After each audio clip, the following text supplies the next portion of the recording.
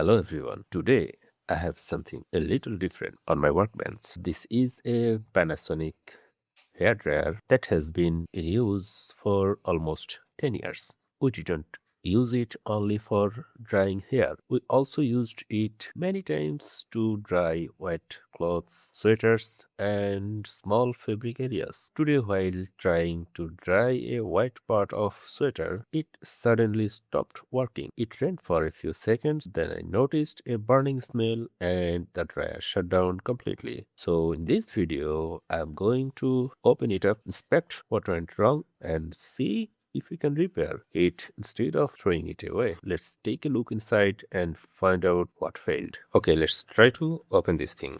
Then what? I don't know. I think at first we have to open this part because this one is inside this thing. So if we open this first, then we can open this. Let's try it. North Star screw.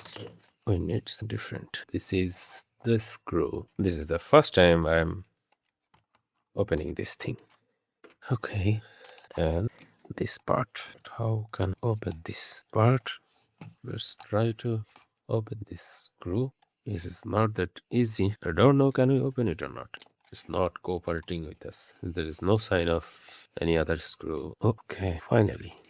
Yes. Finally we can open it without breaking any plastic. It's a huge success. Then the front piece and this main heating thing. Oh god, what is this? Broken plastic piece. I don't know. It came from where? There anything broken from here? Nothing. Looks like everything is good, and also looks good in this part. No problem. Then here is, what is this? Where is the problem? Now we need our multimeter. Continuity mode. Wire is good, but where is the problem? What is this? SE fuse. Is it okay or not? Fuse is good. Then the diode. Is this diode okay? Yes, diode is good. I think the motor is gone. We saw that our heating element is good. Let's check this one again. Let's measure it with ohms mode. Coil is good. This one is also good. Diode is good. Fuse is good. Everything is good. Then what's the problem? Only thing we can say is this motor. We have to connect this directly to the power and check it with multimeter. Now this is very dangerous.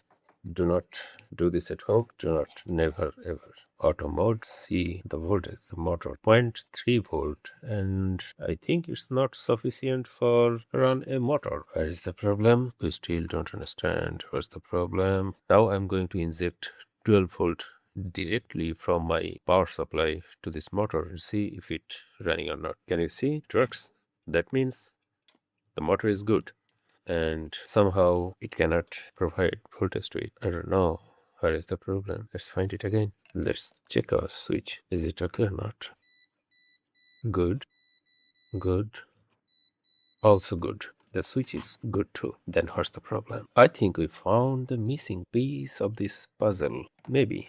We don't know yet. But can you see? Here is an thermostat switch in here. Now the switch is closed position, so it should continuity through the switch. This too is the two terminal of this switch. If we can flip it like this, you can see here, but we don't found any continuity through the. So I think here is the problem. Can you see? Yes. No.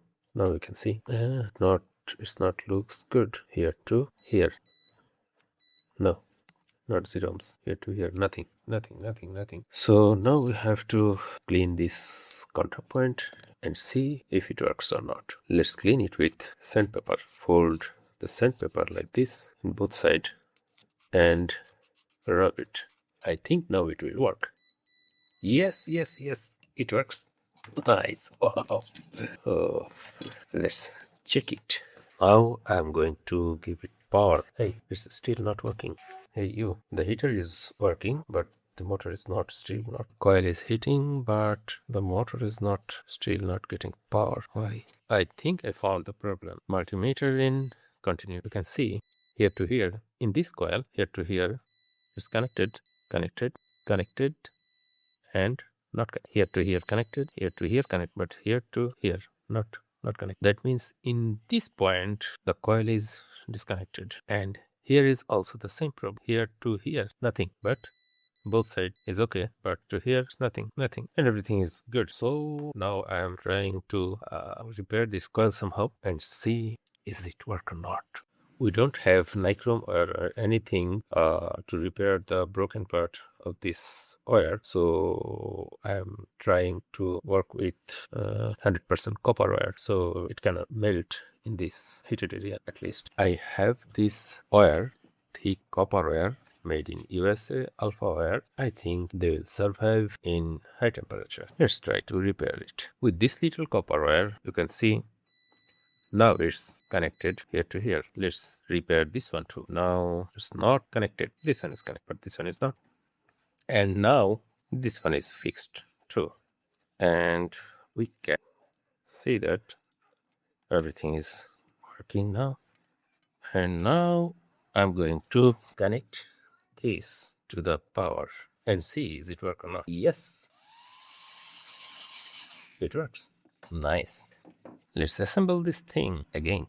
Okay, and the front side, I think we can put it after assembling this part. Yes, now this little screw will go to here, and the handle part, and this, it works again. So after a lot of inspection, we finally found the problems. First, the thermostat switch contacts were badly corroded and dirty. We cleaned them using sandpaper, and after that the heating element started working again, but the motor was still not spinning. Then after more inspection, we found that a small coil had two broken points. We repaired those breaks using copper wire, and after reconnecting everything, the hairdryer started working normal again. This shows that many devices don't actually need to be thrown away. Sometimes they just need careful inspection and small repairs. Thanks for watching, and I hope this repair was helpful. See you in the next video.